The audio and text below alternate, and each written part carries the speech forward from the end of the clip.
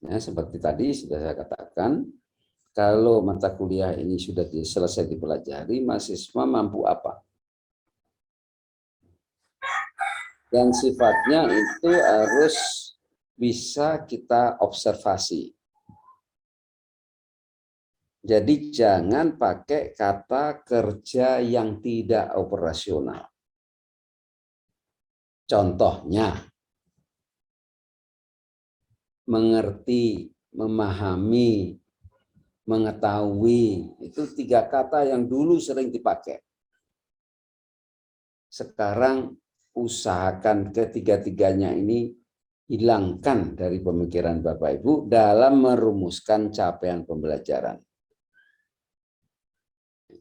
Karena kalau mahasiswa sudah memahami, kita tidak bisa mengobservasi. Sudah mengerti, tidak bisa pula mengobservasi. Tapi kalau mereka bisa menghitung, nah bisa kita lihat tuh. Bisa menjelaskan, bisa kita lihat, dengarkan. Tapi kalau memahami, mengerti, mengetahui, sekali lagi 3 kata kerja operasional itu tinggalkan dalam konten pekerti ini yang dipakai sekarang ini. Ya, itu tidak boleh. Lalu berikutnya, sesudah itu identifikasi kebutuhan instruksional, melakukan analisis pembelajaran. Jadi yang lalu itu tercapai enggak sih? Kenapa tidak tercapai? Apakah tujuannya terlalu tinggi? Apakah materinya terlalu berat? Dan lain sebagainya. Lalu berikutnya juga mengidentifikasi perilaku awal dan karakteristik mahasiswa kita. Siswa kita. Nah, kita kan baru ngajar, tidak tahu. Mahasiswa baru lagi, semester baru pula, semester 1 pula, kan tidak tahu mahasiswa kita. Ya, kita berkaca pada mahasiswa yang lalu. Mahasiswa yang lalu bagaimana kompetensinya? Di perguruan tinggi Bapak Ibu itu, kemampuan mahasiswanya itu boleh dikatakan dari tahun ke tahun perubahannya tidak drastis. Jadi kita bisa merujuk kemampuan yang lalu, mahasiswa yang lalu. Apalagi kalau bisa kita tahu asal-usul mereka itu. Waktu saya masih mengelola untuk penerimaan mahasiswa baru, poin dari kesamaan asal sekolah itu ada. Jadi anak yang berasal dari sekolah A, kita lihat yang lalu anak-anak kakak kelasnya yang dari sekolah A itu gimana hasil belajarnya. Kita beri poin itu, bobot. Itu adalah keputusan nasional. Karena untuk melihat jangan sampai terjadi gap yang terlalu tinggi. Itu dalam menganalisis perilaku awal. Jadi kita bisa merujuk pada pengalaman-pengalaman yang lalu. Baru kita tulis capaian pembelajaran. Ya. Yang setiap tatap muka ini dibuat capaian pembelajaran itu. Nah, capaian pembelajaran itu digunakan sebagai patokan untuk menulis tes. Jadi jangan sampai tes itu menyimpang dari capaian pembelajaran.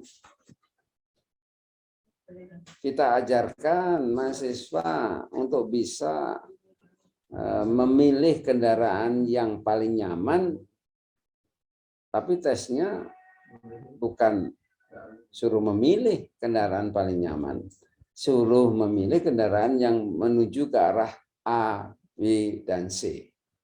Itu kan menyimpang. Itu suatu contoh yang paling gampang digunakan untuk sebagai acuan menyusun ya. Jadi kembali lagi, menulis tes acuan patokan itu tentunya tidak bisa lepas dari capaian pembelajaran. Dan menyusun strategi pembelajaran juga itu. Kalau mahasiswa bisa menganalisis di labor tentang apa, tentunya strategi pembelajaran tidak bisa teoritis saja. Tidak cukup, harus sampai kepada praktek di labor. Kalau mahasiswa bisa menghitung sesuatu, maka strategi pembelajarannya harus ada contoh dan suruh berhitung. Nah, begitu. Jadi, ini menjadi acuan untuk tes maupun strategi pembelajaran. Capaian pembelajaran itu. Makanya penting sekali merumuskan itu. Kalau di sini salah, kemungkinan ini salah. Nah, dari situ keduanya untuk pengembangan bahan ajar. Jadi bahan ajar juga Bapak Ibu harus tulis nanti. Cukup satu tatap muka saja. Saya ingatkan. Bahan ajar terkait dengan tatap muka. Beda dengan buku.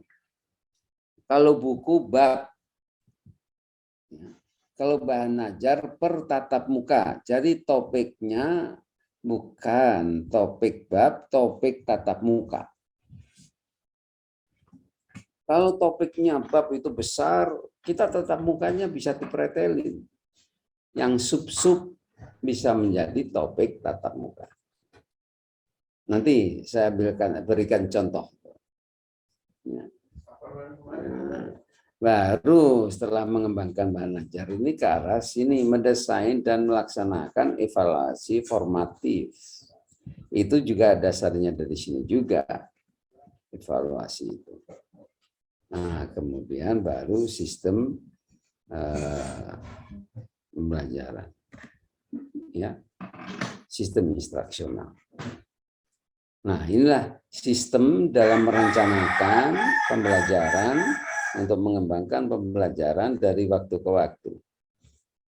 Ya, memang berat tugas dosen itu. Dari awal, di tengah, ini melaksanakan ini, lalu menyusun bahan ajar, kemudian mengevaluasi. Oleh karena itu, SKS dosen itu diatur. Ya. 12 SKS itu sudah cukup seharusnya. Dan 12 SKS itu dalam perhitungan, itu Pak Dirjen dulu, waktu direktur Pak Fasid Jalal,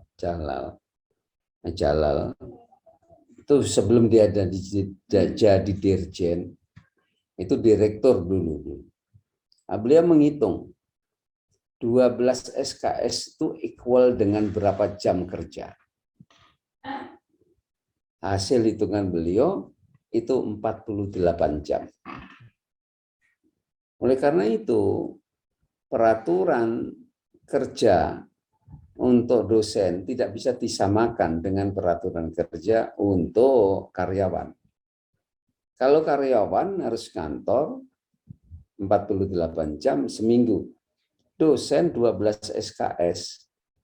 Itu kerjanya bisa di rumah, bisa di lapangan, bisa di kelas.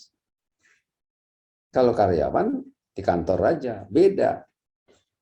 Kalau kita mau penelitian, apakah harus datang ke kantor atau baru ke lapangan? Kalau ke lapangannya jauh gimana? Habis waktu untuk wirawiri ke kantor dulu. Nah, inilah tidak bisa disamakan ya. Oke. Sistem pembelajaran.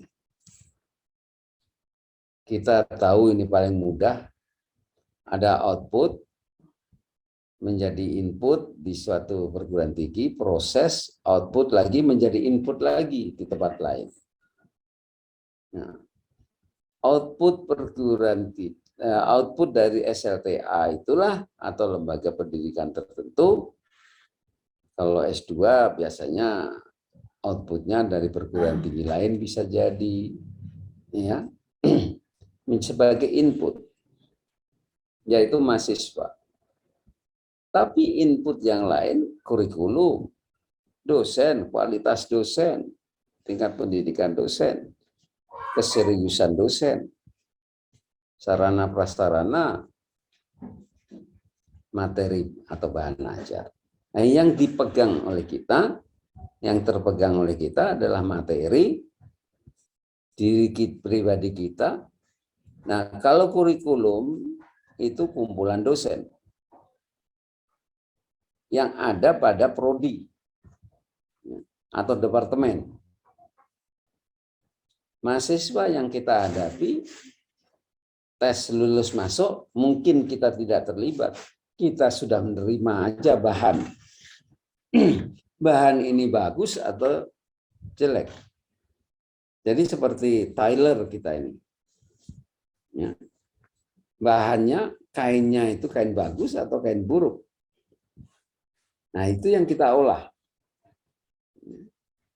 sebagai input. Oleh karena itu kita harus hati-hati dengan mahasiswa itu mengklasifikasikan, mengerti kita kondisi sebenarnya, lalu kurikulumnya kita ikuti, kurikulum di prodi atau departemen, ya, yang mana kita bagian dari kurikulum. Ya. Jadi kalau kurikulum ini misalnya sudah tidak sesuai khusus untuk mata kuliah kita, ya kita rela, ya kita yang berperan. Kemudian proses, dalam proses tentu berbicara pembelajaran, bimbingan, praktikum, belajar mandiri, belajar kelompok. Nah, ini tentunya disesuaikan dengan tujuan yang Bapak Ibu rumuskan. Proses pembelajaran, bimbingan, praktikum, belajar mandiri atau belajar kelompok. Nah, saya sekarang semester ini ada 3 rasanya mata kuliah yang belajar mandiri orientasinya. Kenapa begitu? Karena mahasiswanya tidak banyak. Kalau di UNP kan mahasiswa di bawah 5 harusnya belajar mandiri. Tidak klasikal. Dan memang ini mata kuliahnya mata kuliah pendukung disertasi. Jadi untuk S3 itu bisa memilih beberapa mata kuliah yang mendukung disertasi, sehingga pada mata kuliah itu tidak banyak-banyak mahasiswanya. Ya. Kemudian lulusan kita sebagai output itu sebagai input di tempat kerja. Nah, di sini ini yang ada perubahan-perubahan yang luar biasa atas permintaan ini. Ya. Saya cermati sudah beberapa tahun terakhir ini, lulusan ITB itu tidak mau jadi pekerja. Maunya mempekerjakan orang. Jadi lulusannya itu sebagai inovator, kreator, bukan mencari pekerjaan. Nah, inilah suatu kondisi yang luar biasa perguruan tinggi saat ini. Memang harusnya begitu, menciptakan, akhirnya dia yang mengkoordinir orang lain. Ya. Nah, desain pembelajaran atau rancangan pembelajaran. Komponennya apa saja? Yang pertama, tujuan atau capaian pembelajaran umum. Tadi sudah saya terangkan terkait dengan mata kuliah kita. Tentunya ini tidak juga menyimpang dari tujuan prodi atau departemen. Karena kita bagian dari prodi atau departemen yang kita ajarkan bagian dari kurikulum di departemen itu. Ya. Jadi jangan sampai menyimpang. Apa visi misi prodi?